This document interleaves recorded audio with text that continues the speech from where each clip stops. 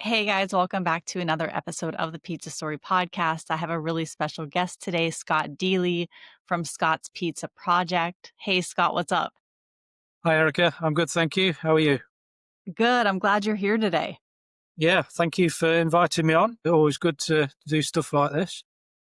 Absolutely. So, I see that you have achieved a lot in the pizza industry, and I always like to start with people's stories, like how they got into pizza to begin with. So, please tell me about it.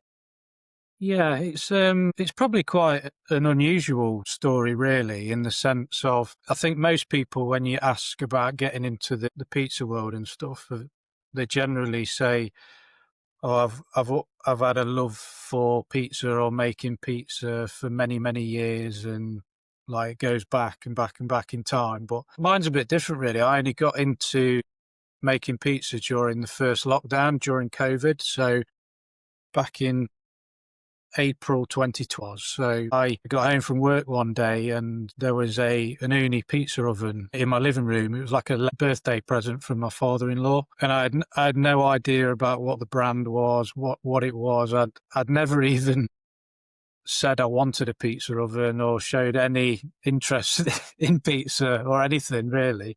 So it was Yeah. quite an unusual gift. And that's where it all started, really.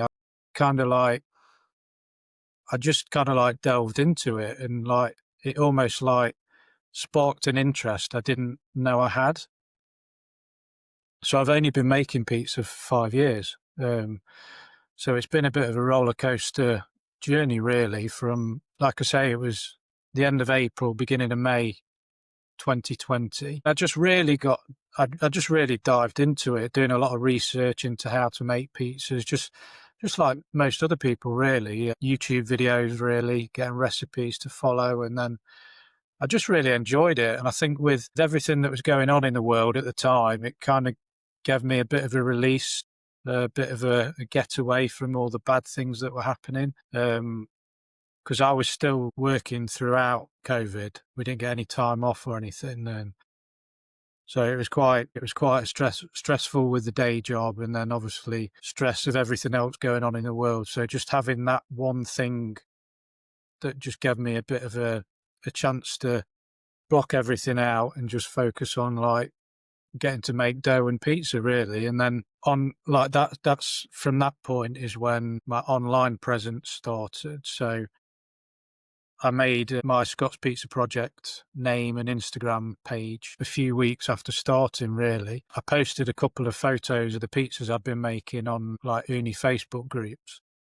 And they were just like really well received. There was so many positive comments and things. And I thought, well, I think I'm onto something here. And my wife suggested making like a dedicated Instagram account for it. And because I'd never been on Instagram prior to this. I've never had like a personal account or anything. So I went, quite reluctantly, I did it, if I'm honest. I just saw it as something else that to manage and spend time on, which time was not in great supply. But yeah, I thought I just went for it and I just really delved into it and got stuck into trying to grow myself as a brand almost. And then it just took off. It was such a really quick rise in following and things like that. And then opportunities started coming up and things, and then having a bit of a relationship with Uni as a brand as well, became a brand ambassador, and yeah, and then it's just been rising ever since, really. Like I say, 5 years later, here we are. Wow. That's really, really cool. So, will you take me through like you get the pizza oven and then what was your like first pizza bake that you did? Yeah, so the first one I did I think it was the basic Uni pizza dough recipe that I followed. It's like a same day short proved dough, and it was just a really plain and simple margherita. That was my favourite pizza at the time, and it still is. Just it's always my go to whenever I go out for a pizza. I like to order a margherita. I think it's a sign of a good pizzeria if you can do a good margherita, then There's no hiding from it. So yeah, that was the first. I made like two or three because there's me, my wife, and my daughter. And I remember we were all just amazed really at how good it was for like just making it at home. It really surprised me how good it was. Because I remember saying, I remember saying the words on that particular day. Well, we don't need to order a takeaway pizza anymore. This is the new takeout. So yeah, and that's where it all started, really. Wow, that's incredible because, like, so many people, I think, they'll try pizza for the first time, and then they'll have something that's, like, goes wrong, at least from, like, the different people that I've talked to, but it sounds like yours sort of went off without a hitch, like, you were almost, like, meant to make pizza. Yeah, the first couple of times were like really, like I said, I felt like really proud of what I'd made, and it looked good, it tasted good, and then I do remember having, I think it was like my second or must have been the third or fourth time making pizza. I think I got a bit ahead of myself, and I kind of like succumbed to a bit of online stigmatisms around dough. I thought, oh, I've done it well twice now. I started learning about hydration of dough and things like that. And I thought, oh, I'll take my hydration up because that seems to be what everyone does. And a lot of people have quite strong opinions about hydration. And I think I got easily led with it by the online world, and I had a complete disaster, really. I went way too high and it was so sticky and hard to handle.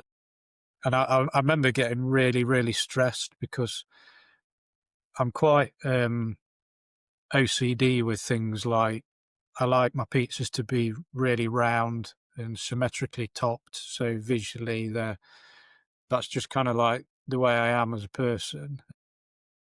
And obviously, I had a complete nightmare stretching these pizzas out. They were all sorts of different shapes. They were No. tearing. It was horrible. And I remember like running in and out of the house, like getting really stressed. And I remember my wife at the time saying, "Right, just it doesn't matter. It doesn't matter if." And but like to me, it really did matter. And I remember at that point, after that, I thought I need to go back to basics again and not get ahead of myself, get more comfortable with the dough at a lower hydration for quite a period of time. And then rather than just going all out for a high hydration, just slowly increasing it. And it's funnily, that's my biggest advice I give to new pizza makers is don't get swayed by what you hear online. Don't think you have to go along a certain way. You do what you feel comfortable at, really. I think that's quite an important bit of advice, really. I wish someone had have said that to me at the time, really, but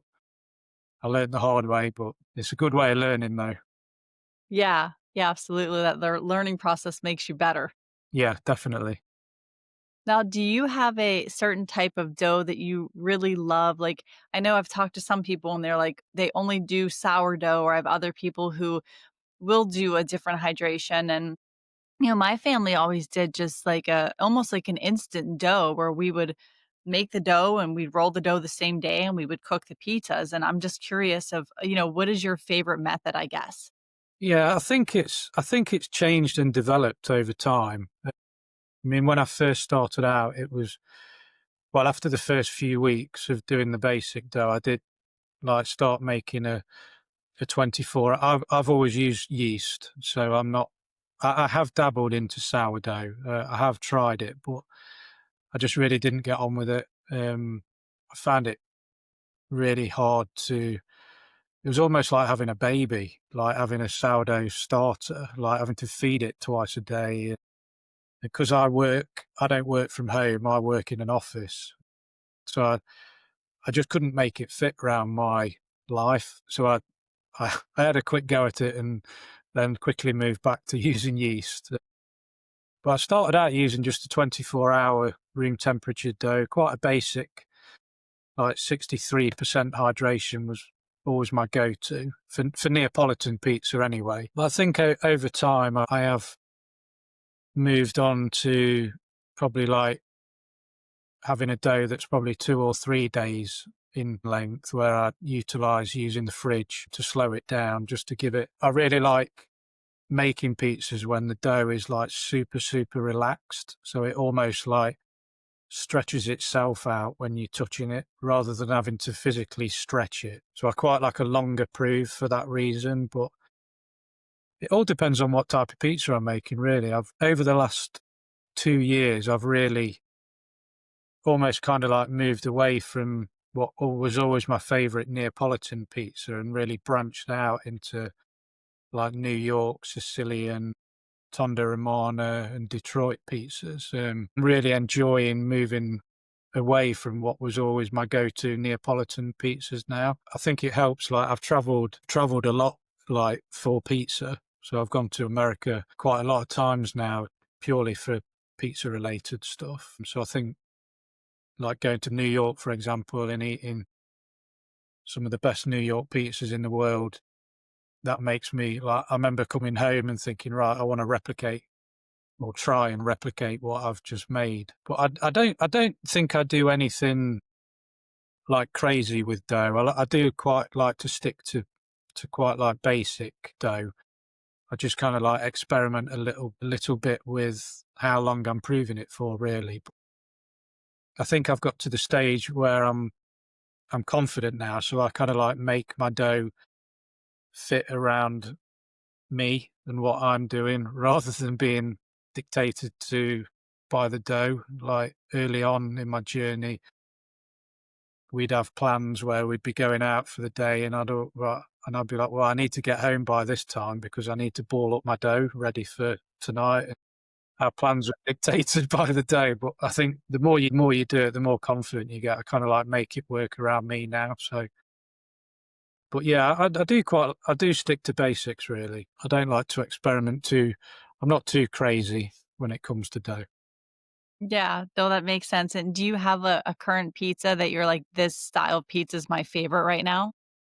I think right now I'd say New York is my favorite. Um, like I say, it kind of like changes quite often, really. I had a spell of making like Tonda Romana thin and crispy pizzas for quite a while, which I really enjoyed. And then, yeah, like I think getting my big 20-inch Uni oven, the Coda 2 Max, is kind of like made me want to always make massive pizzas. That's awesome.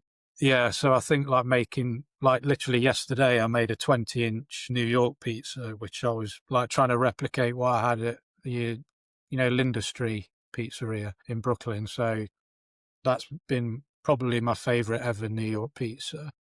So I always try and replicate one of my favorites from there. So definitely New York at the minute, but I think probably I do really like Sicilian pizza as well. That's definitely up there as one of my favorites. Yeah, those sound delicious. How many days a week do you make pizza? Literally one day a week, Wow. generally on a Sunday, because again, I try not to allow pizza to have too much of an impact on like family life as well. Because like I said, I've got a wife and a teenage daughter who I don't, and with having a 9 to 5 Monday to Friday day job as well, it's really difficult fitting everything in. But my wife generally works on a Sunday, and my daughter's out all day. She volunteers at a horse riding stables. So that's where I kind of like film all my content. If I'm doing videos for Uni, I'll utilize having a day on my own, really. So yeah, we eat as a family. They don't get much choice in what pizzas we eat. I'm kind of like Yeah. dictated to by what I need to film and what I need to get done on any particular week. Yeah, it's always just one day a week, really. It always has been, to be honest. I think people see you posting daily things online and think you must eat pizza every day. But no, I just try and get plenty of content out of each bake. Yeah, I can understand that for sure. I mean, do they ever make special requests like, please make this kind of pizza? Like, do they have a favorite? Yeah, I always like to, particularly my daughter. She's not. I wouldn't say she's fussy, but she knows what she likes. So I always like to make her what she wants, which is generally she loves a ham and pineapple Hawaiian. That's probably her favorite. But she's very like I'm very simple in terms of what I like on a pizza. Like I said, I like a plain cheese New York. I like a margherita with maybe pepperoni on. I like simple pizzas, whereas my wife is much more. She'd be willing to try anything really. So if I'm if I feel like I need to make something a bit more complicated, a bit more experimental, that's generally what she'll be eating. That's awesome. Now, I saw that on your Instagram page that you are a pizza champion, and I wanna talk about, the kind of the area of competing for pizza and how that started for you. Yeah, so the first competition, I've not really had many competitions, but the first competition I entered was actually the one that I won. So it's called the UK's Best Amateur Pizza Maker. It's ran by a UK wood company that makes firewood for pizza ovens and barbecues. They're called Love Logs UK. So they created this amateur pizza making competition here in the UK where you make pizzas and you post it across your social platforms, and they take all the entries and they come to a decision of, I think it's like they choose their best 15 pizzas, and then it goes to like an online vote, and then the top five then go to a live cook off basically. And they hosted it at at where they lived in their house. It's since branched out and got a lot bigger now. They hire venues and things. But I entered it the first year, but I didn't get through. I got to the top 15, but I didn't get through to the final that year. So I entered it again, and I managed to get through to the live final, and then I won it that year. It was an amazing feeling. Like we were all lined up, and then they called my name out as the winner, and we had to make one margherita pizza and then one that they call the dough stopper, which is basically you can do whatever you want with the toppings and things. Really had to get creative with what you did and things. So yeah, that was 2023. So a couple of years ago now. Yeah, it was really good. That was my first one. And then by winning the competition, you get a guaranteed place in the year after's final. Mhm. So I competed in the final last year, but unfortunately I didn't win last year. But again, it was just a really good experience. Totally different experience to the pressure of making it when you've got judges literally looking over your shoulder whilst you're stretching and topping your pizza. And then there's an audience as well, like people watching you and other competitors and things. It was a really stressful experience, but really rewarding when you win, obviously. Yeah, no, that's so, so cool. The other thing I really wanted to talk to you about is that you are a very successful digital creator. Like you have an amazing page, your content is just on point. I noticed that, you post very regularly, and I wanted to just talk about just, kind of your ideas behind it and also what advice you would give other people who are really trying to build up their social presence, like in the pizza world. Yeah, I think I think really when you're first starting out, you've got to really be prepared to work hard and put a lot of time and effort into it, because there's a lot of competition out there, and you've got to do something that kind of like makes you stand out from everyone else. It is a little bit different now compared to when I first started. It was more about photography really when I first started out. Like reels weren't a thing 5 years ago. Videos had started, but I think the influence of TikTok has obviously had a big effect on other platforms. But I think you have to just really work hard at having an identity really, and having something that is recognizable for you.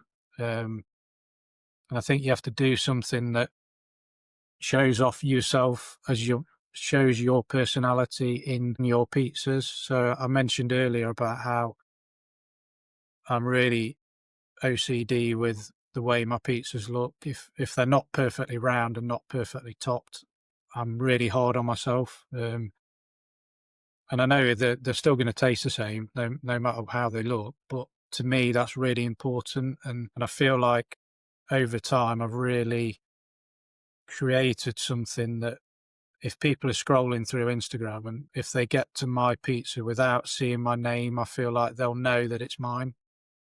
And I think it can be down to things like the way you shoot videos, the things you've got. I like to always call it like dressing the frame of the weather. So don't just have pizza on a plate. I like to have things around it, whether it be a nice olive oil can or a basil plant to just make it look really, really nice and pretty and photogenic. And because that represents me as a person. But I think that's really important. But I think you really need to engage with the pizza community as well. You need to build your presence up. And the best way to do that is to meet people virtually and like engage with the content that you like and take inspiration from others as well. I think it's important not to copy others, but there's nothing wrong with being inspired by other people and what other people are doing. So I think that's something I definitely did. There was people that I reached out to for advice and things. That's a big thing of how you can build yourself. If you like a particular style someone has, don't be afraid to reach out and ask them for advice because, in my experience, 99.9% of the people online in the community are really helpful and they'll do anything to help you. Yeah, I've seen the same thing, very helpful, Yeah. just very welcoming. Also, I've definitely scrolled through your page more than once, and literally your pizzas are perfect. Like, the shape is perfect, the toppings are perfect, and you can definitely see your style within the page. Yeah. Like I say, I think it's an important thing to do if you want to. It depends where you want to go with it, really. Like from very, very early on, I knew I wanted to get something out of it rather than just posting because I liked it. I felt like I wanted to. I didn't know what it was at the time, but I did have a real hunger of getting something out of it, whether it be working with a brand or like things that I've done, like the opportunities I've had, even like going on podcasts like this. And I knew there was something I wanted. I just didn't know what it was. So I just worked really hard at trying to get opportunities. And then they started coming in, and then you start getting a name for yourself and you get recognized and things. And I think it all goes from there, really. But it's hard work. I think people underestimate how hard it is building, because ultimately you're building a brand, and that isn't easy. Like, even if you're building a brand for anything, really, like, if you've got any ambitions of doing well at something, you've got to be willing to put time and effort in. And I think I did. I was prepared to do it, and I did it, and I think I get the rewards now for that, I'd say.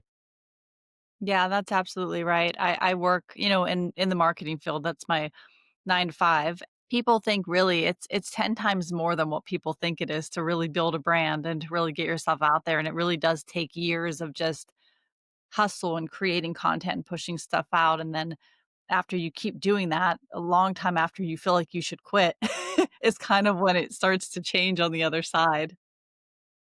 I also wanted to talk about your book, the Ooni Pizza Project. I want to just, hear how did this whole book come about? Oh, you have it. That's Well, awesome. copy that. Love it. I always keep a spare copy at home. Very nice.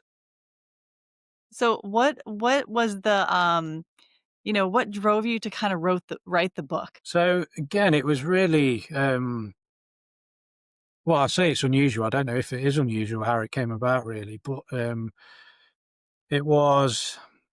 So it's been nearly three. So I think it was towards the end of 2022. I think it was like this time 3 years ago. It would have been. I got a random message, a private message on Instagram from this person saying that they worked for a publisher, a book publisher based in Salem, Massachusetts, and they were interested in talking to me about me writing my own pizza book. And initially, I'm not going to lie, I thought it was I thought it was just one of them scam messages trying to get you to sign up for something, or so I took it with a bit of pinch of salt, really. But then I did a bit of research into the person who was messaging me and who she said she worked for. Looked into it a bit, and it kind of all seemed legit.